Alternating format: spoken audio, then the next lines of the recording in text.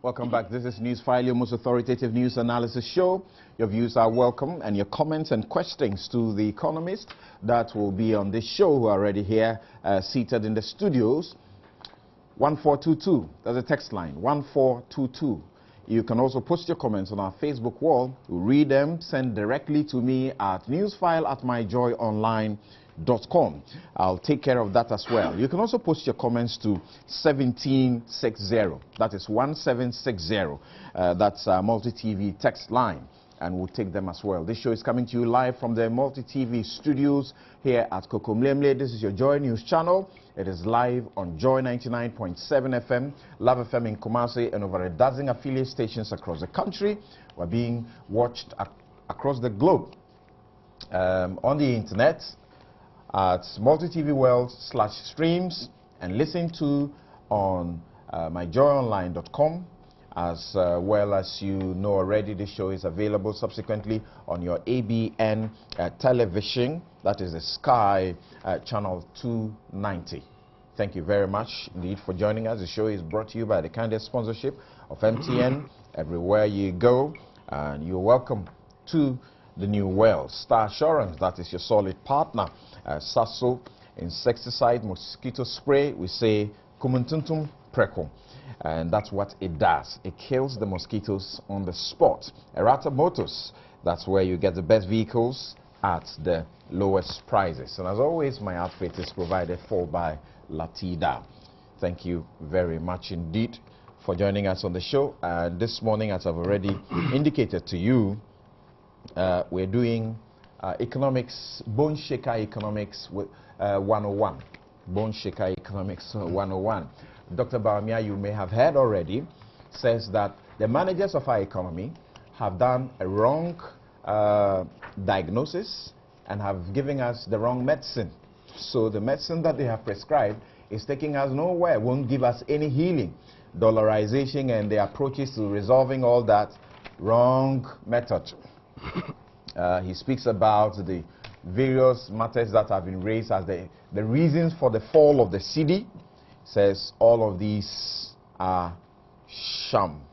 So we'll get into all of those issues, and when we do have time, like I said, I have a fairy query about what is going on at the Adome Bridge and the frustrations that the hundreds and in fact thousands of people who want to use that particular road to the Volta region and elsewhere are faced with. Now, my guests are seated in the studio. Abdul Malik Kwekubaku Jr. is a regular panelist. He's the editor-in-chief of the New Crusading Guide newspaper. Good morning, Abdul Malik, and welcome to the show. Thank you. Great. Well, you will hear him on economics, and I'm sure you enjoy him anytime he does. Also, the Honorable Mahama Yarga, Minister of Information and Media Relations, MP.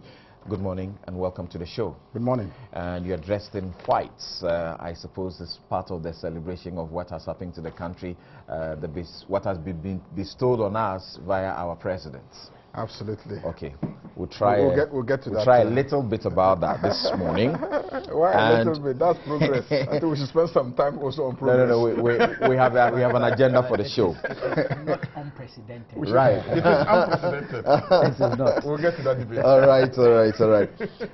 Dr. Anthony Akotose is a former Minister of State at the Ministry of Finance. He's chairman of MPP's Finance Committee, and is the ranking member, are you, of the Finance Committee in Parliament. Good morning and welcome, Doc. Thank you very much. Always good to have you. Thank you. And Dr. Ni Moy Thompson. He is an economics advisor to His Excellency the President John Dramani Mahama. Good morning and welcome to the show. Thank you. Great to have you again.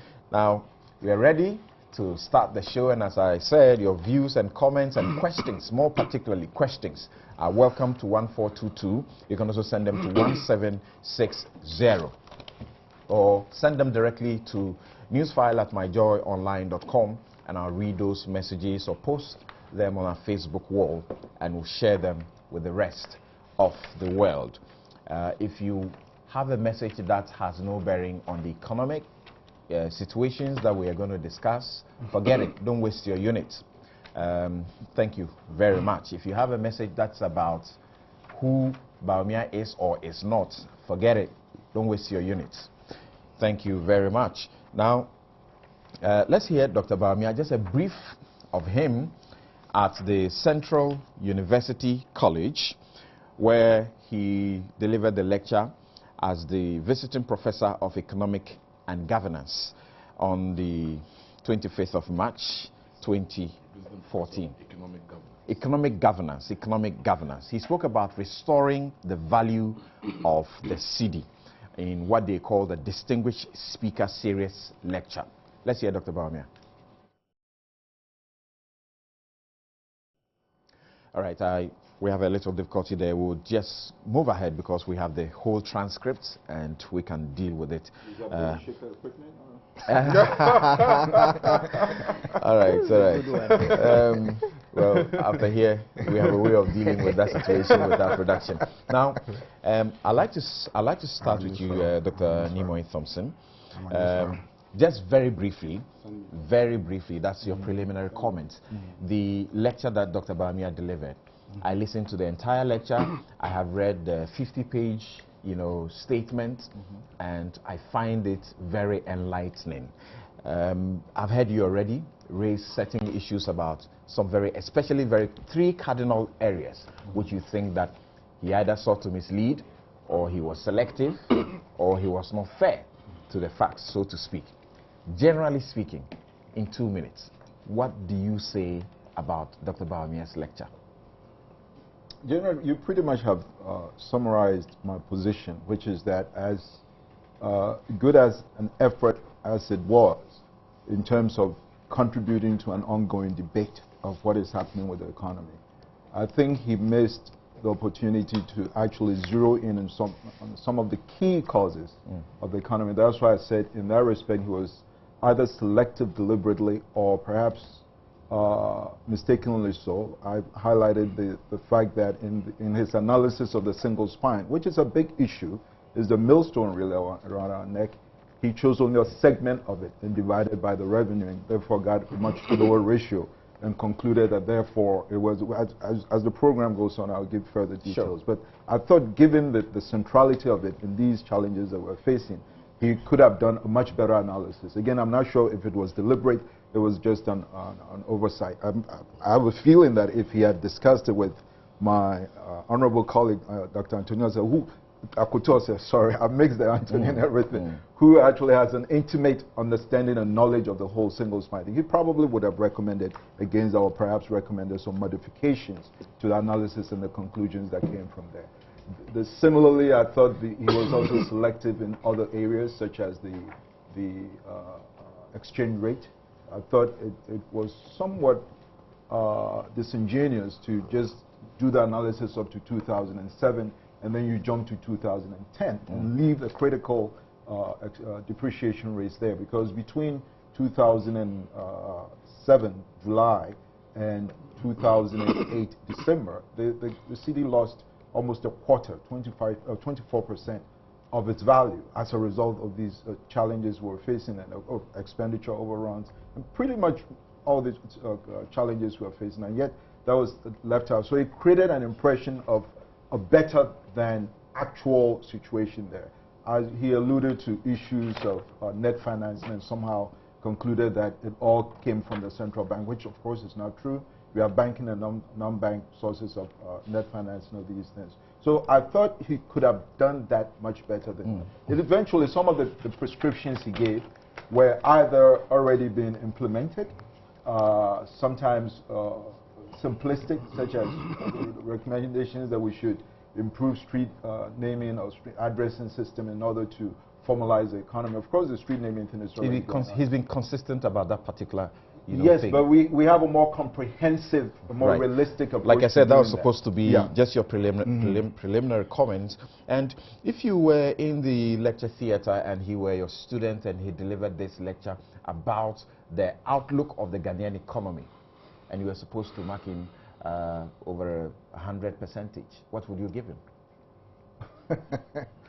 Should I use an American marking scheme or Ghanaian marking scheme? I'll probably give him a C+. You give him a C+? Yeah. Thank you.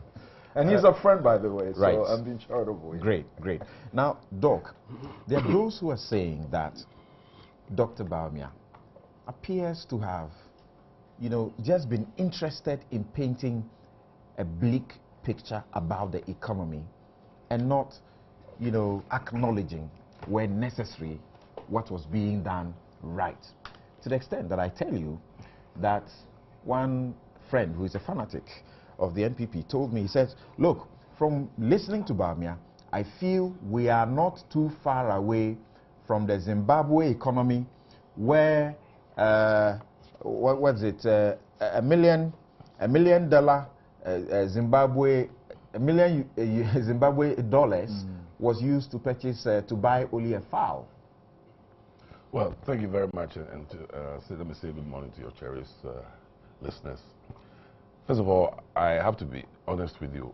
I was not at the lecture. You are not what? I was not at the lecture. Oh, okay. Because I had some other engagements. I asked him to send me a copy. He has. I've not read it. I'll read it. I'll take my time. But let me state on record for Ghanaians to know. I worked with Dr. Bawumia for good straight 8 years. In my life, he's one of the most brilliant economists I've ever worked with, whether abroad or here. I'm still reading his book. I haven't finished. I keep reading it. Monetary Policy and Financial Sector Reform in Africa. Any serious economist who thinks that they've finished reading this paper and are just criticizing is on the wrong path. They should take their time and study it carefully. Look, let me state, and this is not Bawumia's paper, this is my paper. Let me state what I said in January. January 9th, 10th. Just if you allow me here. Unless government intends to propose other policy interventions in the course of the year, then on the basis of the past economic performance characterized by poor revenue generation and excessive overexpenditure since 2009, we predict that the year 2014 is likely to bring as many challenges to the average Ghanaian as the year 2013 did. This is January. What has Bawumia said that it's not here? What did the IMF say? What did the ADB say? Please, we are all Ghanaians. We want the country to go well. Yesterday I was coming from visiting Kennedy Japan's, that's 1 week. And then somebody sent me a text. Guess what? Fitch has downgraded us. No. As a Ghanaian, very sad. They have revised our IDR. They have downgraded us from stable to negative. That's the outlook, but the grading remains the same. No, downgraded, the outlook is negative. It is not good, whichever way you want to call it. As a Ghanaian, I'm not happy. What does it mean? If we are not careful and we try to go out there to borrow, the cost will be high. But that they speak of a potential negative. It's not the same as they have said. When you move from stable to negative, the market listens. Look, let's not play the ostrich. We are Ghanaians. Okay. When the economy doesn't go well, thank you. Well, all of us, it doesn't help us. You haven't read that Bawumia has. You haven't read. You haven't read, so I'm unable to ask you to. No, you can ask. I know what is there. No, you want me to score? He worked with him for. I worked with him for 8 years. I was asking that you would score him on this paper. The paper Oh yes. You are now trying to read. I haven't read, so I won't give him a score. But given his pedigree, the score is obvious. And let me warn people who are also thinking that they know better than him. They have to be careful. We are all professionals. Okay. And we need to tread very, very carefully. In the course of the week on social media, we have had a lot of discussion about who is an economist, whether or not it's someone who has a first degree in economics or a combined major. Those of us who hold has done those of us who hold a PhD in economics, we call ourselves students of economics. Even those of us who hold PhDs, we still call ourselves students of economics. All right. We are always like, all right. Yeah, exactly. Abdul Malik, what will be your sum of what you find to be his lecture? I find that you have read, you have marked it, and noted it. Yes, from the street point of view. I think the potency of Bawumia's submission lied in the simplicity and clarity of thought. There's so much clarity of thought. It's easy to digest. And you see, it's also because it reflects the reality within which one is caught. You feel it, that there's something basically wrong with our economic dynamics. I don't think that's in dispute. and people are searching for the prescription. So yes, it's good that we have economists and people with the technical competence to do a lot of the interrogation than some of us who just react emotionally. But when you have that kind of educated input being put out there, it makes you develop a certain higher level of appreciation. So for me, I was happy with it, and I like the debate that ensued, right? Because it brings, better thinking to bear on our economic development. But I was also intrigued by some of the reactions, and I'm very happy that my good friend Dr. Thompson is here, because and I'm not flattering him, I've said it elsewhere, he's one of those who I also take serious in terms of clarity of thought and precision when it comes to economic analysis. And he repeated it here, the point about the selectivity relative to where he was talking of the currency depreciation. And Dr. Thompson, if I'm wrong, you can correct me, appears to be worried that there was an omission of 2008, that he jumped from, am I right? The period, the yes. period of the redenomination. Yes, but if I read the paper carefully, I think Dr. Thompson got him wrong. Okay. We'll get into that detail. No, let me just put it out. Okay, let me grab that. Why it is page 28. If you go there, that is under the subtitle Alternative Explanations of Recent Depreciation of the cedi. Right. Bawumia was talking about a period where the cedi had some relative stability.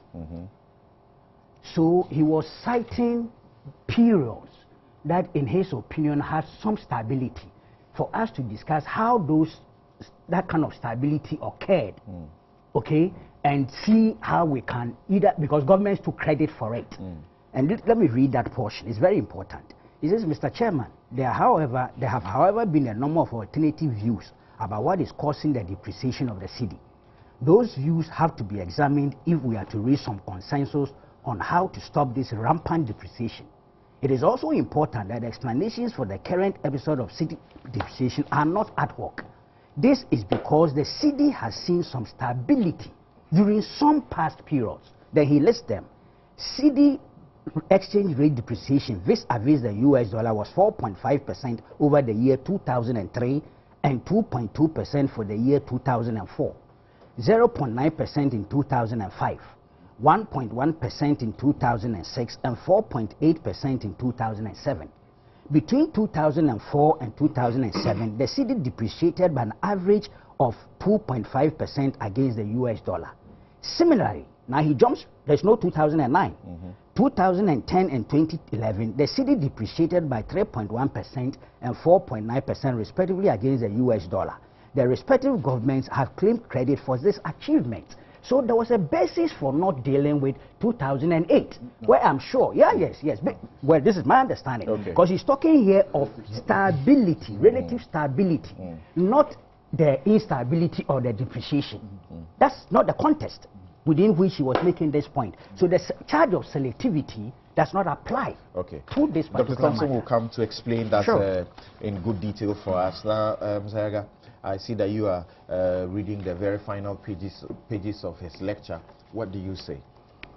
I'm in a very good mood this morning. Right. I mean, I must confess, and I believe that my being in a very good mood would rub off my brother and friend, Dr. Bawumia. You know why I'm in a good mood. Certainly. Yesterday, the president had a resounding show of confidence in his abilities as a leader by his fellow leaders in the entire West Africa, when for the first time, somebody who has been in office for barely 1 year as a head of state has been elected by his peers to be the chairman of ECOWAS. And it's an expression of confidence in our leader. It's not a matter of rotation that cannot be avoided. Right? Oh, no, it's not a matter of rotation. I mean, clearly, it's a question of the confidence that they have in you as a leader. I mean, if it is a rotational issue and it gets your turn and there are serious questions about your leadership skills, I'm not sure they will take the risk. Especially, I remember something like that happening at a point, and Kufuor was giving it. Jerry, twice, Kufuor was given it twice, twice, I'm sure. Yeah. No, but not in. He's not- trying the not contest after- in which he's not pushing. after, not It's after, potentially not after, propaganda. not after. No. It's not about propaganda. Not after being in office for just 1 year. That's the point that. That's the point I'm you're trying to making. make. Yes, Yeah. that's the point that I'm making. That Yeah. being in office for just 1 year and your fellow heads of state agreeing that you should be the chairman of ECOWAS is a serious show of confidence in you, and I am very proud and very excited about it. And so that's why I have adorned, I have adorned my white cloth this morning in celebration of that. I think that whilst we discuss our problems, when we are recognized in terms of our successes, we should also recognize that, because that should encourage us as we discuss our problems also. I'm not saying that all the problems in Ghana have been solved, but I'm saying that West Africa recognizes the leadership qualities of President John Dramani Mahama, and that was manifested yesterday, and I'm very excited. And so I'm tempted to be very generous to Dr. Bawumia this morning. Knowing you're happy, you tend to be generous, isn't it? It comes with generosity. No, but on the issues that Bawumia raised, I was very surprised about the whole lecture, and I was particularly surprised that two major radio stations such as Joy FM and I think City FM and a few others, prime time when normally we're all captive audience in our cars and seeking to know what is happening in terms of general news, they chose to use all that time and forced all of us to Central University. He's a huge newsmaker. When it comes to the economic markets, especially. Huge newsmaker. I mean, I don't want us to get into that, but the point is, I was surprised about what the media did generally. I mean, prime time, that's when we all listen to news generally, and then they moved all of us. Nobody gave us an option to listen to other alternative issues about what is happening across the country. He was going to talk about a very critical matter at the moment. Yes, I will show that it's not critical. I mean, I will organize a similar lecture the same time for Dr. Nimoy Thompson, who is one of the advisors to the president on the economy. And he has just indicated how much respect he has for Dr. Nimoy Thompson. And I expect all of you, Joy FM, City FM, Adum, all the radio stations, to follow him at that same prime time. Unfortunately, you know, editorial discretion. You don't determine. I'm surprised it's the Minister of Information who is pushing this line. No. I'm just talking about fairness. No, I'm just talking about fairness from your perspective. Why?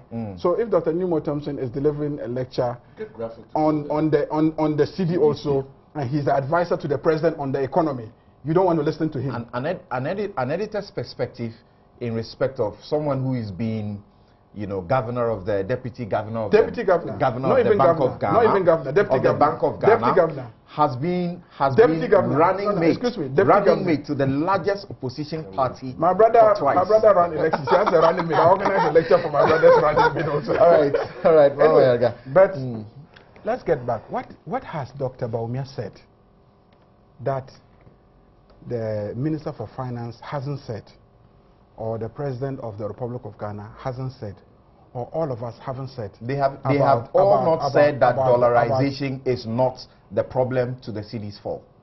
They have all not said that the colonial structure of the economy is not the problem for the cedi's fall. Excuse me. They have all not talked about the external debts portfolio and how much it affects this country. Listen carefully. Listen carefully. If you listen to Bawumia, he makes a very fundamental statement about what dollarization essentially is about. Right. Which is people wanting to store their money in dollar value. People wanting to store their money in dollar value.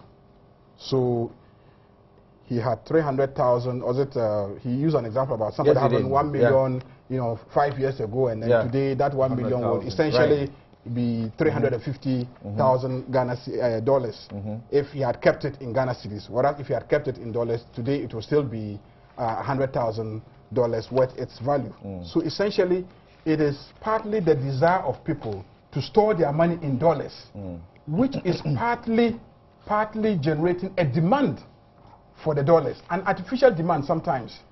And that puts pressure on the cedi. Okay. So part of the Bank of Ghana. Okay, It is not an official demand. It's okay. Okay. Whether it's a real demand. Thank you. But the point that I'm making those is were that also supposed to be your preliminary comments. No. Oh, thank you very much. Why are you? No.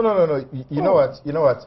If we are going to talk about the question of fairness in respect of the apportioning of time, you have done more than maybe three of them have done together. Okay. Now I like to come to Dr. Nimoy Thompson, and I like us to pick point by point some of the issues that Dr. Bawumia raises and says for the Bank of Ghana and for government and its advisors to latch onto it as the real cause of our problems in respect of the falling cedi. You got it so wrong. Now, you want me to? Yes. Okay. I want us to take it one by one. So if you don't mind, for example, let's take first of all the question of the dollarization, which has been blamed for the cedi's fall, and what Dr. Bawumia says about it, and what you say is or is not the case. So on dollarization, let me quickly. That's page 29. Yes, page 29. I'll just jump to a certain portion. He says that there is a vast empirical literature that supports the view that dollarization is a reaction by rational economic players to expected depreciation of a currency. And he's very emphatic at this point. He says it is not the cause of depreciation. He moves on and tries to explain that Mama Yaya gives the example that he gives, and he says that we have a law. It talks about the issue of the pricing of goods in foreign currency in Ghana. It says it is the law that firms should be required to quote their prices in cedis, the legal tender. It is a good law and should be enforced. While that is so, as long as the economic fundamentals are weak, there is no law that can stop any firm or individual from wanting to hold dollars as a store of value, as Mama Yarga said. That's the point that I was making. Do all you will, and you will not That's the point I was stop. making. You will not stop the fall of the cedi by this particular measure. He's very emphatic about it. What is your take on this point? Well, the first reaction is the definitiveness with which he makes this statement. It is not the cause of the depreciation. No one certainly has said that, but it's certainly a factor in it. Because in social science, which economics is part of, there's seldom, if ever, any single cause or factor responsible for anything. You can have so many other issues contributing to that. In terms of dollarization, the concept itself is open to discussion. What constitutes that? Right. We do know in the case of Ghana, we can look at it, for instance, as the share of foreign currency within the overall money supply, what the Bank of Ghana itself calls the M2 plus. They used to call it M2 until they factored in the plus to account for foreign currency. And in the period before 2009, 60 months before that, the share of that in the M2 plus, the money supply, was about 20%. Thereafter, it's been about 23% of them. In fact, it just picked up last year. So the difference really isn't that much. The practice where people hold dollars in Ghana, I'm saying it's not new. It's been like that during this government and before the previous government. What has happened is this pickup as a result of the external issues that we are facing. So that is clear. To go ahead and just say definitively that it is not a cause. No one has made that claim that dollarization was the cause, and therefore if you try to de-dollarize... And you should be mindful that it's only one factor he discusses among a number of factors. No, but in this case, this is what he's referring to. He's emphatic on the other ones too, so we'll get there to them one by one. By all means, but we should also be clear about the institutional roles here. That the central bank, by law, is an independent institution. It carries out its own policies based on its own mandate. It is different from the government, which is headed by the president. So, for instance, the president cannot call Dr. Wampa, Bank of Ghana, and say, do this. He doesn't have the power. All right? Because they have the independence to carry out monetary policy. The president can call September and say, I want you here now.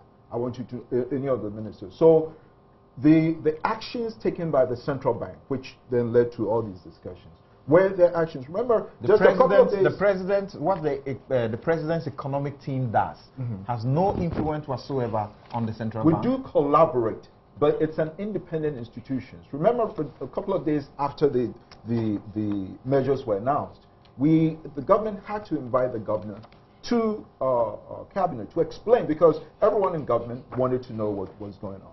And we did express some of our concerns. That's about, if September had done something like that, the president could say, I want you to reverse this.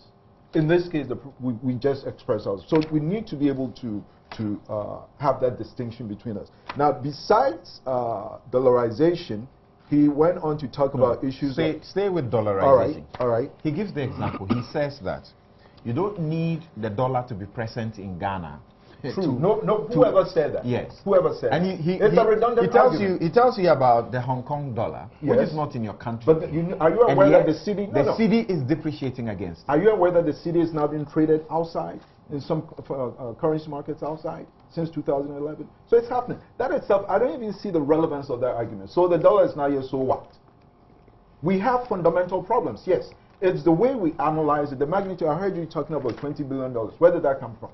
He created that figure. That figure does not exist anywhere. We'll interrogate that. Now, Dr. Akutu Osei, whilst Dr. Bawumia says this is not the cause, and he speaks about the measures or the law that empowers the Bank of Ghana to take these measures, he says it is good and ought to be enforced. And yet he ends up saying that this ultimately is an exercise in futility. And I say, ouch. Yes, because our history, and that's what he talked about, the vast empirical evidence. Our history since the 70s tells us that you cannot solve the problem the way we're going. Our history tells us that. Even during military regimes. That is not a solution. As he says, the exchange rate is a price of something relative to another. Yeah, relative prices. And prices, if you want to simplify it, work in the terms of demand and supply of some commodity. Yes. So at a point in time when there's excess demand, you get prices to adjust one way or the other. Dr. Bawumia, when he says it is not a cause, he's telling you that there are a variety of reasons why we are in this, and the fundamental reason we all should admit is the fiscal deficit. When you can go all you want to go, eventually that is where you're going to have to tackle the problem, and then the rest will come in place. And then he discounts a key component of the fiscal deficit, which is the single spine. No, sorry. He did not discount it, please. This attempt to get me and Bawumia to banter. Look, we hold the same positions. Let me be emphatic. Okay. You have been telling us that it is not sustainable. That is not what Ghanaians want to know. Solve it. We can come to that if you want to go to the single spine. Yes. But I think we should not dispute the fact that we have a fundamental problem. That's what. Look, the topic of this lecture, restoring the value of the cedi. Anybody that, when you are given such a topic, you must discuss it holistically. So and that's why I like what Kweku said. I haven't read it, but when Kweku tells me that it is easy reading, I know it is good. He understands it. So he appreciates that what we need to do to solve the problem. This issue about dollarization, the example he gave, like I said, no one wants to lose value on their money. So some people hedge in gold. Some people hedge in dollars. Some people hedge in pounds. It is a rational, the word I like, it's a rational reaction to a certain phenomenon. And look, we've had the law in our book since, I think, 2006. It's been there. It's been there. So it is not that the law. Are you totally discounting speculation? But he mentions speculation. Okay. Rational reaction is speculation. Okay. When he talks about the Bank of Ghana is independent, Mr. Dr. Thompson, you know what happened when the Bank of Ghana. I'm not in cabinet, but I can tell you what happened.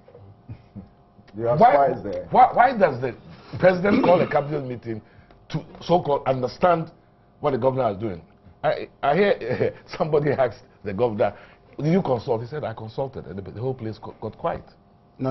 I said, no. But in any case, do you know that soon after that cabinet meeting, the Bank of Ghana revised some guidelines? They explained. They did not explain. They revised. They explained. No. But See, they explained. we are the running away guidelines. from the problem. When your currency depreciates by 12% in 2 months, I don't care whether cabinet meetings or not, it is not good for Ghana. The fundamental issue is fiscal deficit. We don't let us dispute that. Let us address let it. me quickly, Let us please. address it. let me hear you quickly quickly. just clarify something. If Yes. you let us go In back and terms- forth, then you have to give me a chance to Just- react. Because Okay. he spoke and I spoke. Okay, just something. No, Okay. Because sometimes it, just allow it, it. it will All help. right. It's Yeah. important Just to for- clarify something, Gotcha. that no one, and not the Bank of Ghana, even said that the measures they put in place were enough to address the problems we're having. It was just a temporary thing, and it's short-term measures. And if you remember what they said in the MPC release, Monetary Policy Committee release, at the end of it, they said, okay, now that we've done our part, the government now should take over and do the necessary things for the immediate and medium-term measures Precisely. to now bring the fiscal in place. And that's precisely what we are doing now as I speak with you. Thank you. Definitely. It is not possible that you can do that. We've approved the budget. That's the policy statement of the government. What is in the budget does not address those problems. But the budget is This not is the why. framework. Please, allow me. The budget is the government's policy statement.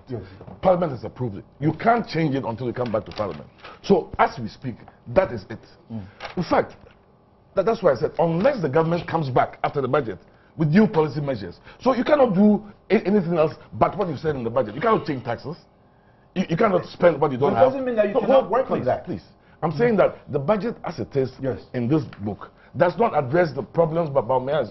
That is why I've suggested that I'm sure the government must come back with a new budget. That is when you'll be addressing it, because you cannot violate what Parliament has approved. You can't. It's as simple as that. Okay, briefly, Ms. Ayaga, Dr. Bawumia asked a question. He says if you do not need the dollar to be present in Ghana here for it to affect your currency the way it is doing presently, then what's the big deal about this measure? Then he says that we should ask ourselves why dollarization disappeared in the 5-year period between 2002 and 2007 when the exchange rate of the cedi was very stable. He says if the argument is that it didn't disappear, then why did dollarization not cause a similar rapid depreciation of the cedi? Fair question. No, not fair. Now, I think it's important to give me time to just state out my argument relative to what Bawumia has said. And please avoid pigeonholing me into a particular statement. For me, you saw me reading the final pages of Bawumia's speech. Why did I jump to the final stages of Bawumia's speech? I go to recommendations. What is this man's recommendations? What is he suggesting that we should do as a country? I'm not sure. Very sorry. No, it's With respectfully, I'm not sure. Yes. Will help the segmentation of the discussion if we have to go all over about it, so that see, the point we is deal this. with them specifics. You see, the point is you want me to argue some of the details of Bawumia's statements, and I think that it's not a useful exercise. Why to not? argue? Because look, let's take Bawumia's mode of argument. Let's take Bawumia's mode of argument. He takes unlike situations and makes comparisons. He compares Ghana to the Francophone countries. The structure of the currency of the Francophone countries is completely different from the structure of our currency and monetary policy. The institutional arrangements for the management of monetary issues in this country is different from the Francophone countries. We know how the Francophone countries are tied very close to the French system, and the fact that they have a wider network, Burkina Faso, Togo, Benin, La Côte d'Ivoire, Niger, all of them, they are within the same region. Ghana, we are alone. I mean, so the space within which they have to operate to maintain stability, we don't have the same space. Are you getting my argument? He made that comparison in respect of the structure of the economy regarding production, manufacturing, import and export. No. And he said you are virtually the same. No. Listen, he spoke about the currency, and he compared the stability of their currency relative to ours. And I'm saying that the two systems are not the same. So you can't make that comparison and say that, we're not doing well, because you are comparing two unlike things. That's my first argument. So I listened to his mode of analysis, And it is very deceptive, very, very deceptive. The economies that he chooses to compare Ghana with are not economies that are in the same category as Ghana. If you look at the structure of our economy and where we are at, nobody is disputing that there are fundamental challenges. In fact, the first person to admit that there are fundamental challenges has been the finance minister himself. And I, as information minister, I have consistently had problems with the finance minister on this issue. I must say it on this platform. Because he's insisted on, look, if you want Ghanaians to help you solve the problem, you will have to state it. And I said, no, you have to manage your statement, because if you don't manage your statement very well, it may be the one that will trigger a certain behavior. And that is the problem I have now, because people are now using those statements purely for propaganda purposes, and they are not helping in managing the situation. So in managing an economy, you have to be careful what you say and how you say it, and etc. So if there's anybody who has been very, very frank about the economy, in fact, much to the discomfort of we who are in charge of government communication, it has been the finance minister. So that's why I said that there's nothing that Bawumia is saying that the finance minister has not said, that even the president himself has not said about the challenges that we are having.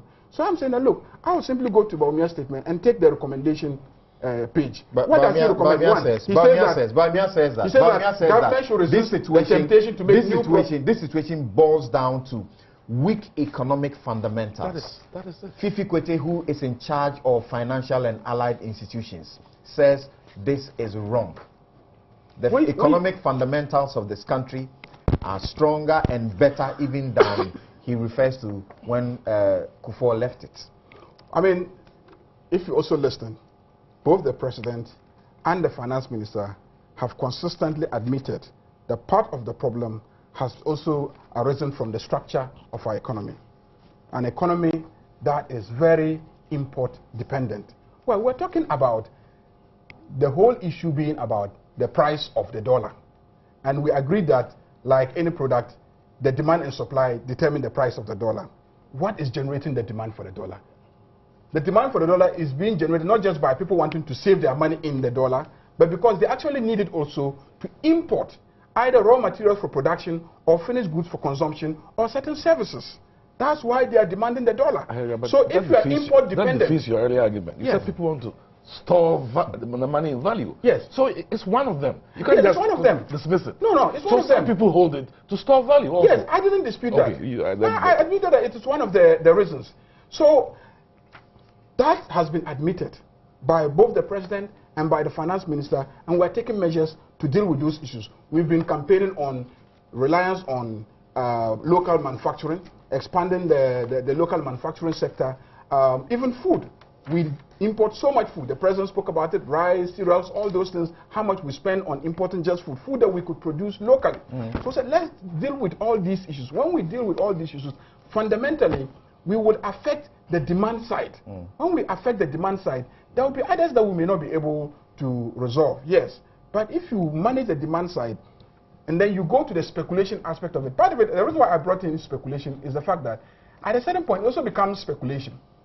People really are just speculating in the dollar. They're doing business with selling and buying the dollar. And that is affecting the pricing of the dollar on a daily basis. And they keep going up. They never come down. Thank you. Let's do it this way. Yes. Koku, let me hear you briefly. I would want to focus a lot more attention and time for the two economists who are here in the studio. To deal with the issues. We're all economists, though. That's the thing. Ultimately, we are, because we have to make economic decisions. I'm saying, more economists. Let me hear you briefly on that. We all make choices every morning before we get here. It's about making choices. Look, on page 33, Bawumia says something, and I would quote before I proceed to make my analysis. It is the same economic structure under which the cedi depreciation averaged 2.25% a year between 2004 and 2007, and less than 5% a year between 2010 and 2011. Why is it that we want to blame the economic structure? Why is it that we want to blame the economic structure when the cedi starts depreciating in 2012, 2013, and 2014? Good question. Good question, yes. Good question. Did he answer it? I'm sure he did. Okay. I'm sure if we proceed, Okay, we'll find. we can attend that. We'll respond to that. First, one. my own view on this. It's clear that the economic structure is not exclusively the basis for the depreciation. But partly, Yes, we can weigh and find out. No, you be clear. The way you praise Bawumia for his clarity, also be clear because there are listeners. You admit that the structure of the economy is part of the problem, but not exclusively because of the problem. The structure of the Ghanaian economy being a problem, I have said so many years. Thank you. Many years. Thank you. On this program. Thank you. Yes, So let's go on. Proceed on your point. We are looking at the fundamental, context yes. of this thing. I am saying that it's clear. When you read further, he talks of lack of fiscal and monetary discipline. Okay. And I believe that's something I have said here Yes. also many times. Many times. You know, so for me, Since he was finance minister, you remember? Mr. Aga. And then every year, Mr. Aga. during budget debate, we Mr. talk Aga. about having a fiscal discipline act. You remember? You know, we should discuss fiscal discipline act Right. under you as finance minister. Mr. Aga, please. Okay, Kuku. you see, that's where the problem is. Yes. For me, in terms of recent developments, I think that we cannot ignore the fact that the lack of that discipline, fiscal and monetary discipline, has contributed extensively to our present He says situation. that is the heart of the issue. I am tempted to agree with him within the context of our recent challenges. Yes. I am completely in line. Where did that huge, unprecedented fiscal deficit relative to the 2012, is it? Where did it come from? As today, I haven't had a very serious, convincing explanation. I will Maybe explain. today, Dr. Thompson may help us. So for me, that is the issue. That's part of, and I agree with him that dollarization is not the cause of it's an effect of the weak economic fundamentals. I think this is too elementary, and even me with my street knowledge, I'm prepared to buy into that. Okay. Now, see, I'm beginning to find that we can box a number of the issues together. The structure, the colonial structure of the economy, and his question also about the debt profile and how much that obviously is pushing this country to a point where he comes to the conclusion that, let's admit, we are in crisis. All right. Here's the deal. Now, I've known Bawumia for almost 20 years now. We were both studying. He was in Canada, I was in the US. I know him. He's very brilliant and everything. But that doesn't mean that everything he says is revealed truth. That cannot be contested. Obvious. But the very nature of the That's economic human profession is that we meet regularly and interrogate each other's And that's exactly what you are claims. doing on this Precisely. platform. And the $20 billion, you ask him where that figure came from. He will not be able to point to any source. He created that. Unfortunately, it has taken on a life of its own. Now everyone is using that. It doesn't exist anywhere. If you do the calculations, it comes nowhere close to that. He simply used... What's the figure? No, it's about half of that. Let me tell you how he arrived at that. And the fact that we need to interrogate those things. Because even the indicators you use to deflate other things are subject to your own personal biases and other issues. He looks at end-of-period debt in cities. For a certain number of years, I can go into the speech, lines them, I think, 4 or 5 years, and then uses the average inflation rate for the period and divides it. That can be contested. Ideally, He didn't use average inflation. no, it's there. It's Average exchange rate. Sorry, average exchange rate. That's what he used to deflate the CD thing. Now, ideally, and again, as I said, that's why these things need to be contested. Ideally, if you have the CD thing and you want to deflate it with the exchange rate, and if it's end of period, then you use end of period deflators. You can't just use an average. You can get any figure. If you use appropriate deflators, you realize that it's close to half of what he put out there. And yet you guys have taken the 20 billion and built a whole lot of arguments around that the debt thing has gone up. It's simply not true. And we can always elaborate on. You say it's about half of that. But About you half can't of that. tell us the If you exact do the figure. proper- He is able to tell us with exactitude. This is the Close figure. to, no, that's because he uses I can give you around 11 billion US dollars. 11 billion? Yes. No, But just 20 one thing. billion That's US incorrect. dollars. That's incorrect. No, The Bank of Ghana has put it out in the public domain that the stock of debt as at end of 2013 was 23 billion. The Bank of Ghana. No. Not Bawumia. No, Yes. no. He talked about the domestic. He talked please. about I'm the talking domestic debt. No, he did more than that. The total stock. No. This very Domestic one. debt cannot be 20 billion. No. It's Can I read what he said here? Okay. He says by the end of 2008, Yes.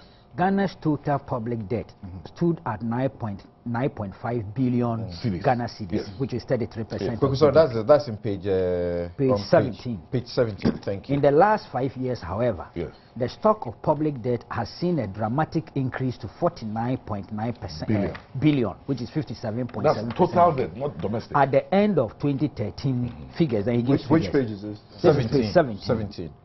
This is an increase in the stock of debt by 40.4 billion, or the equivalent of 20 billion US dollars, using the average exchange rate for 2009 to 2013. This also represents an increase in the stock of debt by 426% over a 5-year period. That is an average increase in the stock of debt by 85% a year.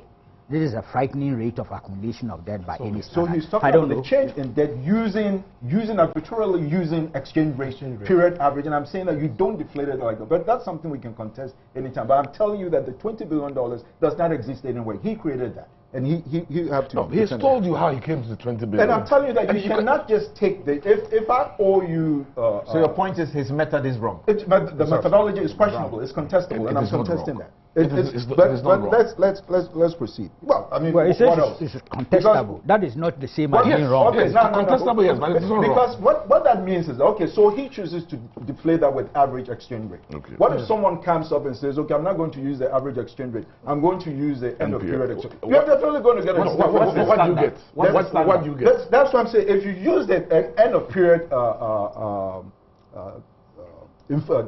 exchange rate for that, you get a much lower figure, much closer to 11 billion. It's not true. Meanwhile, Bank of Ghana, I'm telling you, has put out in the public domain that $23 billion. No. The stock I'm not talking about the stock. I'm talking about the change, because it refers to the change in the. In this case, the change will be almost 14 billion. If you use Bank of Ghana data, so it cannot be 11. No. But the Bank of Ghana, wait a second. The Bank of Ghana is using its own exchange rate, similar to what, in fact, this problem we have now with Dr. Bawumia's 20 billion dollars is similar to what Fitch just did yesterday that you were referring to. What did Fitch do? I'm just going to ask you that, because we can play around the words.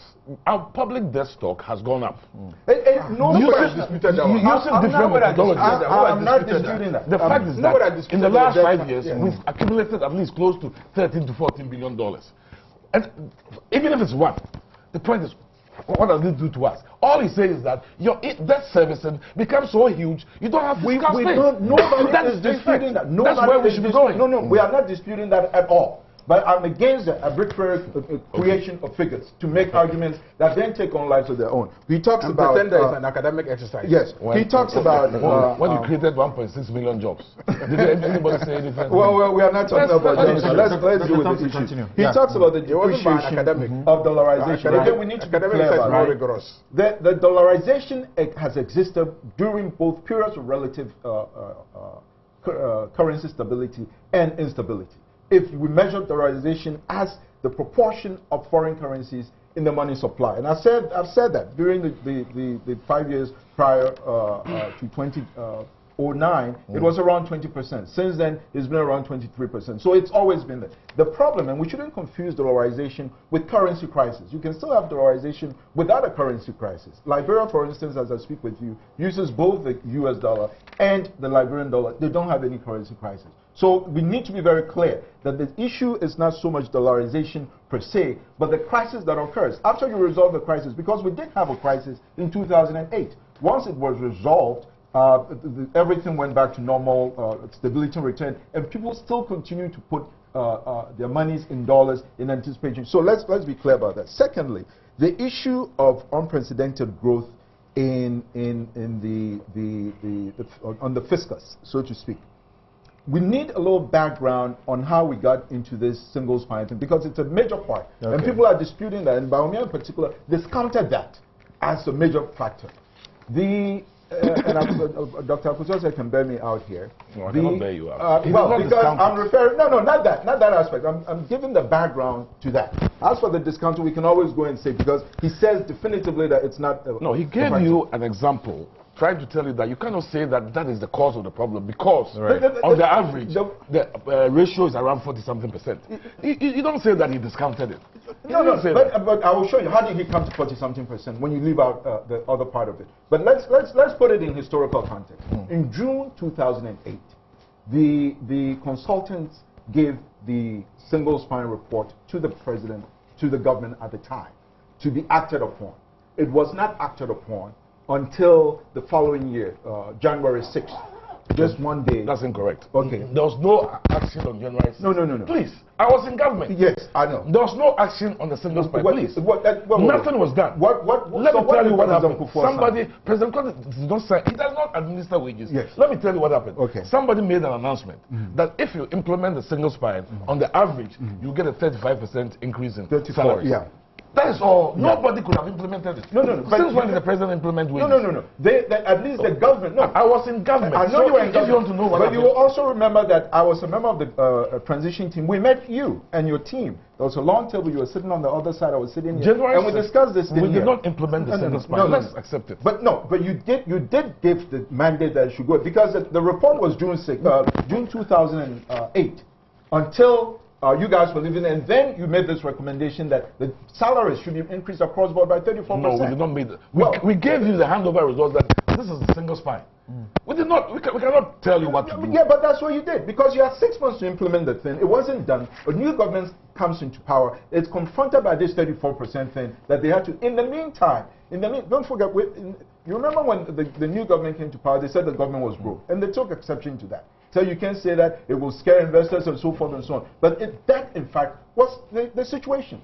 We had serious budget deficits. It's there. I mean, Bawumia himself, the Bank of Ghana, said that much. Bawumia was there. What are we discussing? You address that. I'm trying to put the single spine thing in a context. Exactly, and I'm listening to hear why you say the single spine cannot be taken away from it. No, I'm saying he mentioned the unprecedented thing, and I said I will address that by putting the whole thing in a historical context, because this obligation was more or less incurred and not executed. It had to be executed when the new government came into power. Now, they had the option of going right ahead and implementing the single spine, or dealing with the fiscal overhang that it inherited from the previous year, 2007, 2008. We had serious overruns in expenditures in key sectors. My brother Aguto is laughing, but it's right here, and it's a report from the central bank itself. If you don't mind, I can just read portions of that. This is fiscal developments from the central bank's annual report. The fiscal policy force for 2008 was to reverse the 2007 fiscal slippages. Consequently, new fiscal measures such as communication sales tax and special tax others were introduced to boost revenue mobilization. It goes on and on. The huge public sector personal emoluments bill, the single highest item of expenditure, continued to exert pressure on government finances, registering a growth of 27.4%, constituting 37%. The net effect of these fiscal developments was an overall deficit of 13.9% on commitment basis, then the mention of figure 6.1% program for the year. Instead of 6.1%, it actually went to 30, and then it goes on. And we all know what we had to carry out, some sort of fiscal consolidation from 2000 onwards. In fact, that's what led to a slowdown in economic growth, because government retrenched on spending. And it even realized that some of the expenditures were even bogus. You remember when people were leaving, they just submitted all sorts of claims for work. And later on, they went to even places where they claimed that they had been school buildings. There was no such thing there. So they had to retrench. That's what led to the stability in 2009 that we all refer to. And then in 2010, they had to then start addressing the issue of the single spine, which had already raised the expectations of the public. And to sequence the thing, the government then starts with the police. Why? Because the police typically are not allowed to go on strike. So over the years, their salaries have actually declined in real terms. So the government gave them the preference to go ahead first. That then creates an expectation that, well, we all want to be. But the process itself took a while. It wasn't as mechanized as one would have thought. It was very cumbersome. Meanwhile, the areas were building up. Now, here is where Bawumia made a mistake. Because he then looks, because wages and salaries and compensation bills are not the same. The wages and salaries are a subset of the compensation bill, which includes Social Security and so forth and so on. Now, in the case of single spine, there are two components to it. You have the current obligations that the government has to pay. which is salaries and so forth. And then you have the arrears that built up as a result of the loan thing. Now, if you're doing the analysis, we want to know the overall impact of single spine on your revenue, then you need to put both together. So it's like putting 30 and 20 together, divide by 100, you get 50. You decide to leave out the 30, and you divide it by 20. And you say, well, it's 20%, therefore it's not significant. You just cannot do that. I see. So he left out that code. Now, this is not the first time. You remember when you gave the first I remember lectures? I remember he did the same, and the Minister of Finance pointed out that, my friend, you cannot do that. Okay. Because it's a bigger issue. Now, let me come to Dr. Akutose on this, his reaction to that. And, you know, when you go to the university, sometimes you're told that the first thing is that you are being taught to be able to read and understand. Yeah. When I read this, there's an understanding I get, and I want to know if you get the same understanding. He says that. Which page? That is page 36. Dr. Bawumia says that by the end of 2012, after 99% implementation of the single spine salary system, the government wage bill jumped by some 4.6 billion Ghana cedis to 6.6 billion, while the government wage bill increased by 4.6 billion between 2008 and 2012. Total government revenue also increased, and that's the emphasis, also increased from 4.8 billion to 15.5 billion over the same period. The increase in domestic revenue by 10.7 billion was more than twice the increase in the government wage bill. And then he ends by saying, indeed, by the end of 2012, the government wage bill, following the implementation of the single spine salary system, was 42.9% of total domestic revenues. This is not significantly different from the 41.3% in 2008. At the end of 2013, the government wage bill absorbed 53% of government revenue. At the end of what? At the end of 2013, okay, underpinned by a weak tax performance. It's very, very clear. Bawumia does not, he's smarter than that. He's not confusing wages and compensation. Please, Nimoy, give him some respect. He's talking about wage bill. He did not talk about compensation, wages and salaries. He's clearly aware of that. It is true that in the budget, government has decomposed. All the point he's making is that, look, if we are trying to blame the single spine as the real crux of the problem, then let's check where we were in 2008. Right.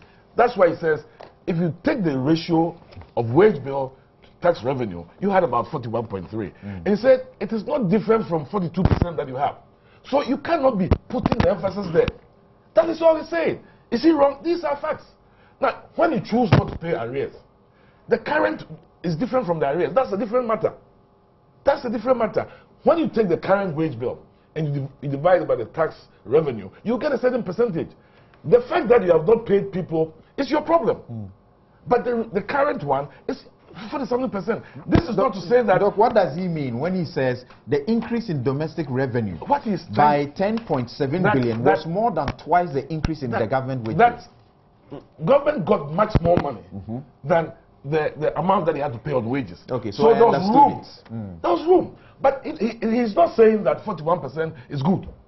He did not say that. Right. He's saying that, look, if you want to know and compare, let's do it this way. He never said that he's discounted it. Please, let's not attribute it. Let's not attribute. And then, Nima, if you try go back to this blame game thing, I can take you back to all the time that you've been there. That's not what we are here for. Ghana has a problem, which is the fiscal deficit, which has been double digits 2 years in a row. 12.something%, and now I hear it's close to 13%. What is this? The fiscal deficit is the issue. Let's not run away from that. Look, let me give you an example. Okay. For 4 years in a row, since 2009, government has overspent by 300 million, 800 million, 1.3. The last time was 4.8 billion. You cannot continue on that path. That's where he lives, and then you go and borrow to fix it. It is not sustainable. What do we do to address the fiscal deficit? The 10.7% billion that he's talking about came in a period of time. Right. Can we do better? If we can do better, this problem will be minimized. Dr. Thompson asked a question over the week. He's been asking that you appear to appreciate this SSPP problem properly. No. Because you are even on record suggesting that government may have to consider cutting down on you're misquoting me. Fares, as far as employing people in the public sector was concerned. Government has borrowed money, $30 million, to retrench. Government brought it to Parliament. World Bank loan. If I'm right, let them tell me otherwise. $30 million. We passed it barely less than 3 weeks ago to retrench up to 89 people. First they said it was 300. They brought it 2 years ago. You get me? 2 years ago, that plan was in place. The Finance Committee said, go and do your numbers correctly. Instead of 300, let's see what the true numbers. They came back and said, oh, now it's 89. $30 million. And they are going to spend 6.4 to retrench. It's not 89 what? Persons at the GSS. Ghana's Fiscal 89 people. People. Originally, they were going to retrench 300. That's just one. But that's not a big number. That's one institution. I think you're leaving something up, but we can. That's not a huge number. But the point is that let's understand the context. No, let's understand the context of what is happening. So, Mr. Aga, hold on. I'll come to you. Government itself, on the single spine, I don't know why government is not admitting the truth. Look, go and read this budget statement and all the previous budget statements. Government itself is telling us that they've botched the implementation. But an example is the interim market premium. No problem. You have made a mistake, correct it, let's go on. In here, the government is telling that it is deferring some components of it. It is not me saying it. So that is the point we are all saying. There are difficulties. Somebody should have been fired a long time ago and we are still there. If you read the statement here, you'll be shocked. They said the interim market premium was a mess. The point is that you are on record admitting that this is a huge problem, and one of the ways to deal with it is to take away some of the problems. No, I didn't say that. I said government should defer full implementation because that's what it is doing. No, but if my memory serves me right. There's the issue of Category 2 and Category 3 allowances. It hasn't been implemented. The issue of making productivity, it hasn't been implemented. What is Category 2 and Category 3 allowances? There are allowances that they're supposed to give to people. They have not implemented. It's part of the policy. Market premium. You don't have any guidelines. How do you go ahead and implement it? So you have not implemented. That's what I said. It has deferred full implementation. Nobody said that forget a single spine. Look, it took years to come up with that policy. But I think that by now, even Labour now is admitting that the implementation was bad. Very, very bad. Let me give you one thing that nobody wants to admit. This issue about the 35% wage increase. You know what happened? I don't know who gave it. What they started with it. When you are going to implement a single policy, and already workers are getting 35%, you don't go ahead and give another wage increase of 18%. You compound the problem. It happened 3 years in a row. That's a very... And once you do that, you can't take it back. You see, so implementation, poor implementation, has put us where we are. We've given the workers more than what we should have. Because inflation is 9%. I'm getting 35%. Then you give an additional 18% that you can't afford. So you come and tell me, hold on, you come and tell me it's not sustainable. Now, who did it? You must understand the policy before you implement. Exactly, precisely. And are you telling me that there's nobody in government who knows the full cost of implementation? Please, the Fair Wages Salary Commission has messed us up. Complete. You had a small point on this point you were making. Yeah, but because it more or less contradicts, because if he's making all these arguments to reinforce the point that the single spine thing has become more or less unsustainable. No, I said you have implemented the poorly, and there are problems. Correct the problems, and let's go on. No. With respect to implementation challenges, no one disputes that. This happens with policies everywhere. I'm sure you followed Obama's healthcare thing that he was trying, and they had some of the most. So there's no question. We recognize that there are implementation challenges. But let me just give you the figures. Again, we have to go back because this was a central part of Dr. Bawumia's prescriptions that we should follow, and people are saying we should follow because it comes from Bawumia. Just a couple of minutes for me. I'm giving you wages and salaries as part of a share of domestic revenue. Provisional outturn for 2013. It's 43.3%. Wages and salaries, including arrears ratio, 64.2%. That's what he left out because he left out the arrears part. He did not leave it out. But it's there. He did not leave it out. He did not leave it out. So how did he get the lower current wage? The current wage. The arrears matter. You haven't paid. No. You are also paying that. You are retiring someone. What you have done is a different definition of it. But he's trying to remind us that if our problem is the current wage, then the percentages don't matter. 42, 41. That's all he's saying. You are saying that, look, now you want to add arrears. I'm saying, fine. But you have refused to pay the arrears. Yeah, but it's still there as a responsibility. Hold on, so how gentlemen, can briefly. you just Now, Mr. Yaga, you see, he makes, and I'm reading, and I'm not saying I'm taking his position as gospel, but like Kuku said, You seem to there's be a certain pushing his position. Oh yeah, there's a certain simplification. You see, that makes you appreciate which this economics that sometimes is being treated as a mystery. He has the question, and I think it's a very strategic question. He says the current economic difficulties can therefore not be attributed to the single spine salary system, which had been 99% implemented at the end of 2012. Do you understand it from where I understand it? Listen carefully. You see, you must take as a whole the structure of and they are doing that. I want you to continue from the point. Yes. Yeah. No, I mean, I can't continue from there. I have my own arguments. I have my own arguments. Is that okay? You see, Bawumia takes the issues one after the other and simplifies the issues and says that the problem cannot be because of this factor. I get my argument. Now, I have a problem with that approach because nobody ever said that the problem is one particular factor. He's not saying it is one factor. No, he creates the impression that government is attributing the issues to just one particular factor. So he takes that factor of dollarization and makes a big issue out of it. I'm not sure that's what he does. From the onset, he tells you that I'm going to tackle the issues from A, B, C, D components that have been used as explanation. So my argument is that if you take the issues one after the other, right, each of them contributes to the problem. Nobody in government has ever denied that the deficit has been a major cause of the problem. Nobody has ever denied that. He's saying something. He asked a question. Let me finish. You know, repeatedly, repeatedly government has said that the wages and salaries of government workers account for over 70% of government revenue. Yes. TUC, I've heard, ask the question. Where is the evidence? Bawumia says, where is the evidence? What is stopping government from coming forward to tell us where the evidence is? So this statement was made in 2013, if you remember, 2013, when we made this statement. And the finance minister explained and said that Bawumia's calculations doesn't account for the arrears payment that took place in 2012. And then when he says 70%, he doesn't mean that 70% went into just salaries, but that the entire compensation package, that is for 2012. In 2014, who has said that it is 70%? Who in 2014? Who the has said TUC. That? Nobody has said. Yes, the TUC, excuse me. The TUC and its economists. The TUC and its economists are so illiterate that they can't understand that Mr. Tekwe's explanation suffices because they are asking this question today. Listen, I'm saying that this is a statement that we made in 2013. The problem that you have created, that you are trying to portray the single spine as the only problem in Ghana. No. Excuse me. What you've gotten yourself in trouble. No, excuse me.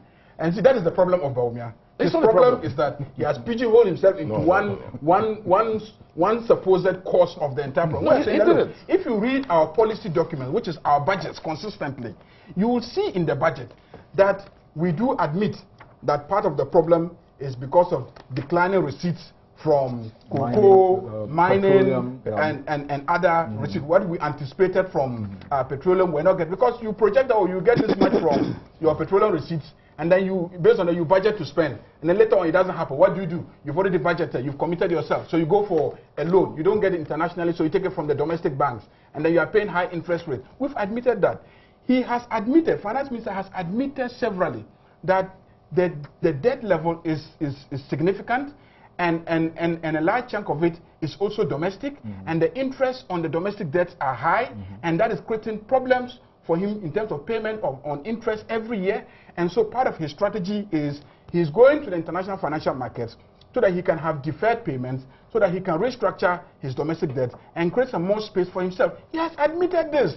And so when I hear him do the analysis as if it is the first time he's telling Ghanaians what the problem is, that's something that I just went straight to his prescriptions to see whether he has prescribed anything that is not contained in this budget. Don't worry, and don't worry. Dr. Koto, We'll go for a break. We'll very well return that and all deal with the the issues prescriptions that as well. all the issues that Dr. Bawumia prescribed, you debated it in Parliament.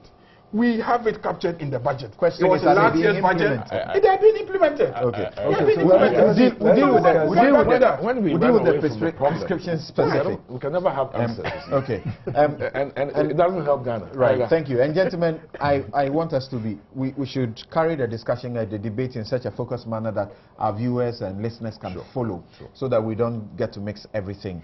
Abdul Malik, if I can hear you briefly, and then we take a break at this point, and then return to look at, I would like the gentleman to take a look at some of the broad strokes of the issues that Bawumia say that is where we ought to be tackling. You know, there's apparently some little confusion somewhere, even in my own mind, because of this point about single spine and when it was supposed to have taken effect or whether it was announced or not. This cabinet memo I have here is dated August 8th, 2008. It's August 2008. And executive summary, there's no need to go through all the thing. It talks about Has it been declassified? Well, it's It's written secret. Is that okay? It hasn't been declassified. And you are coming to read it on air. Go on. It hasn't been declassified. Go on. You are dealing with a journalist. No, but this is what MPP and the NPP. Yes. Oh, and the NPP. Yes, but why the people make copies of their memos and make it available to you? Don't worry. Even letters written by Interpol to the police, Yes. we read them and here even on the under show. PNDC, I have access. This is our work. Right, go on. It said the cabinet is respectfully invited to consider We have oaths of secrecy, so even if we have it, we can't come and sit here and say we have it. That's the problem. and approve for implementation the single spine pay structure as a basis for public service pay effective 2009. Then, strangely, President Kufuor did not announce operationalization of single spine, but he rather announced an upward adjustment of salaries for pay public sector workers, 16.6, between 16.6% and 34%, which created a lot of problems. You know, TUC, if you look at January 10th, I'm coming. No, there was a press release dated 6th January, 2009. So it was under Kufuor's administration. 6 January. And TUC came up. One day Pay before he rise, left is a office. TUC said pay rise is wrong. Yes. This is dated 10th January 2009. Then the Controller and Accountant General came in and said pay old salaries. Controller directs. Then my own Ayariga also came on to say President to consult on pay rise. This is coming from Ayariga. Now, subsequently, what the government did then was to suspend the implementation, Of the pay rise. deferred it for a year. This is the Mills government white paper. It was deferred for a year to enable them to re-study, re-examine, and implement. So 2010, January, was the effective date of implementation. I am clear in my mind that something went wrong with implementation. It is so obvious. And that is where a challenge is. But unfortunately, because while the implementation was ongoing and some adjustments had gone up, it was, you see, it was routinely used even in the campaign period. And that is where the difficulty is now. So when you come back to tell people that, look, the impact is such that it's derailing economic dynamics, that people find it difficult to accept. Perhaps the lesson, the moral here, is that next time around we have to be careful not to unduly politicize some of these otherwise noble So the implicit conclusion then that it is an issue. Oh, it has had an impact, but I'm not too sure in terms of the percentage that is given, because the point being made is that whether indeed that is the key factor in terms of our economic challenges today. I find it difficult to accept. Let's help you with a figure. Sure, I'm ready for that. That's my point with Bawumia, because we are not saying that one particular factor is responsible. But he also didn't say that. These are policy choices, and you make them poorly. So don't blame the cedi, or don't blame the dollar, or whatever other circumstance. For example, he ends up by doing this summary where he says the SSS is a good policy choice. That was planned. studied, that's right, and agreed upon by stakeholders prior to the implementation. Yes. Then he says the quadrupling of the national debt with an increase of 40 billion is 40 billion in 5 years was a policy choice. Yes. The payment of judgment debts amounting to 600 million Ghana cedis was a policy choice. JIDA payments close to 1 billion Ghana cedis was a policy choice. SADA and SUBA payments were policy choices. So he boxes in several other factors and says these are the things you should be looking for. I'm coming briefly. Achireko in Toronto writes that I would like to ask Mr. Yariga and the economic team of this government whether borrowing is the only way to sustain our economy. I would also like to know if they are fully aware of the implications of these loans to the future generation. Do they also have any plan of paying these loans in the near future? If yes, how? Ibrahim Kopa in Tamale says the current economic hardship Ghanaians are experiencing under the government is evident in Dr. Bawumia's economics lecture. So the government should go for the advice that the economics guru offered than going the usual propaganda with such sensitive matters. Oseya in Kumasi says our so-called economic gurus should stop the partisanship debate and fix the worsening economic situation in Ghana. Isaac in Wasa Ekropon says, Samson, ask the NDC what major projects have they completed after spending $20 billion in 5 years? I am told the gas cost less than $1 billion, and even that one has not been completed. Where have they spent the $20 billion? This is Godwin Boating. He says, at page 13 of Dr. Bawumia's statement, he says, Mr. Chairman, with regards to price developments, inflation as reported by the Statistical Service has also been on the increase recently, and the talk of single-digit inflation after a review of the inflation basket is now history. Frank says, Samson, I would like to know if it's a factual case that the Ghana Statistical Service has varied the goods traditionally used in calculating inflation in Ghana. Clifford before writes something. Dr. Bawumia gave us a true picture of the economy, and all the babies with sharp teeth can do is all they can do is to insult him. Okay, Kofi Simon says he sends it from Asafo. He says even the greatest economy in the world has a debt ceiling. No entity can borrow without limits because it has needs. Prudent borrowing takes into consideration assets and income constraints. Al-Hassan Muhammad says, whether Dr. Bawumia is right or not, let's find solutions to our problems. Thank you. Spike in Ohio says, it's amazing why some people are downplaying such an awesome and rich lecture by Dr. Bawumia.